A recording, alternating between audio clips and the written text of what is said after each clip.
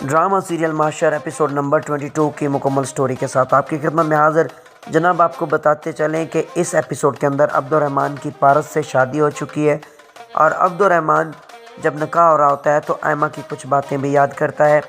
शायद उसका दिल नहीं था शादी करने का, लेकिन उसकी नेचर भी नहीं मिलती थी आयमा के साथ। शायद वह अपने आप को सहमा सहमा डरा डरा महसूस करता था, उनके एहसानात के नीचे दबा हुआ महसूस करता था। इसलिए अब वो फील करता है कि शायद वो आज़ाद हो गया है, उसने अपनी मर्ज़ी के भी फ़ैसले कर लिए हैं और वो ये सोचता है कि शायद वो अपने चचा के घर में रह के सारे फ़ैसले उन्हीं के मान रहा था, जैसे ग़ुलामों जैसी ज़िंदगी जी रहा था। अब पहली दफ़ा उसने अपनी मर्ज़ी का फ़ैसला किया है, उसने अपनी मर्ज़ी से शादी की है और उसके बाद हम देखते हैं वो उसके साथ कुछ रिलैक्स फ़ील कर रहा है, कुछ चल फिर रहा है। और जनाब, गाँव की सूरत हाल ये है कि मानी की शादी हो गई है फ़ौज़िया परवीन साहिबा से और उसके बाद हम देखते हैं कि फ़ौज़िया परवीन और मानी जब कमरे में बैठे होते हैं, फ़ौज़िया परवीन गिफ्ट मांगती है और वहाँ पे जब उसको गिफ्ट दिया जाता है तो कहती है इतना मामूली सा गिफ्ट, मेरी बरादरी क्या कहेगी, हमारे यहाँ तो बड़े बड़े ज़ेवरात दिए जाते हैं, आपने मुझे क्या दिया। वो शुक्र कर अल्लाह की बंदी, तेरी शादी हो गई, ये भी बड़ी बात है। तो अगर हमारे गाँव में होती तो तेरी शादी नहीं होनी थी जितनी तू कमली है।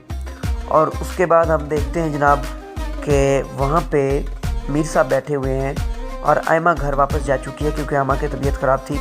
मीर साहब और उनकी बेगम जो हैं वो वहाँ पे बैठे हैं और तकरीबन आधी रात के वक्त वो वहाँ से चलते हैं कि आयमा घर में अकेली है, हमें अब जाना चाहिए, शादी ख़त्म हो चुकी है। जब वो वापसी पे होते हैं तो उनका एक्सीडेंट होता है, उनकी डेथ हो जाती है। और फिर हम देखते हैं कि आयमा को जब ये सारी बातों का पता चलता है कि उनकी डेथ हो गई है तो आयमा बेहोश हो जाती है और फिर कॉल के लिए कहा जाता है कि अब्दुर्रहमान को कॉल करो, लेकिन अब्दुर्रहमान का नंबर बन जाता है।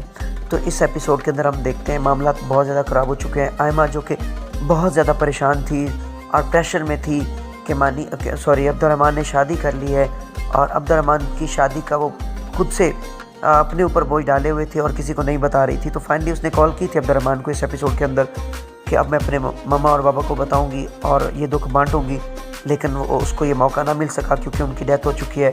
और अब आयमा को हम देखते हैं, आयमा बिल्कुल अकेली रह गई है। अब क्या सूरत हाल बनेगी आने वाले एपिसोड के अंदर देखते हैं हम लोग। अब्दुर्रहमान वापसी कर रहे हैं, अब्दुर्रहमान वापस आ जाएगा और पारस भी साथ नहीं होगी।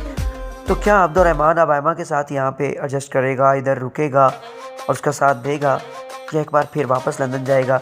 ये सारी सूरत हाल हम डिस्कस करेंगे आने वाले एपिसोड के अंदर।